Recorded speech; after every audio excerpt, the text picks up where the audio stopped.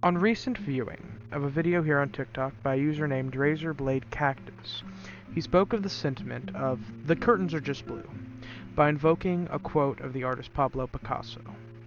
That being, what do you think an artist is? An imbecile who only has eyes if he is a painter, or ears if he is a musician, or a liar in every chamber of his heart if he is a poet, or even if he is a boxer, just his muscle?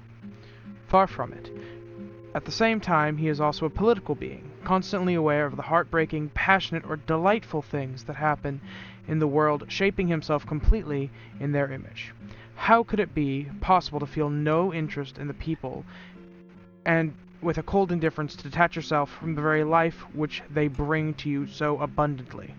No, painting is not done to decorate apartments, it is an instrument of war.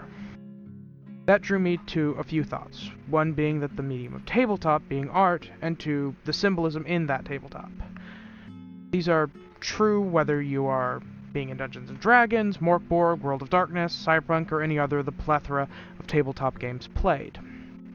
The thought being that stories that we tell are not merely a semblance of mechanics or flavor, not just the curtains being blue, but rather the stories that are us as people, the ideas collaborated on by the players and the game masters who develop stories, of their own hardships, or those they see in life. The monsters are not just stats and abilities, but rather the horrors that we live in our worlds, what we feel in our worlds.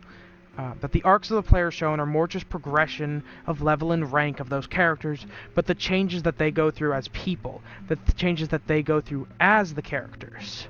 These ideas presented by the villains, the antagonists, the BBEG, are in small moments the fears of our lives, the fears that we notice in others' lives. The heroes, whether they are NPCs or players, also showing how things could be, the results of those things, how the world can be reshaped and changed. But I'll leave my thoughts here at the moment, and listen to what everyone else has to think about these ideas I've given. Is the dragon simply a monster to be slain, or is there more to uncover?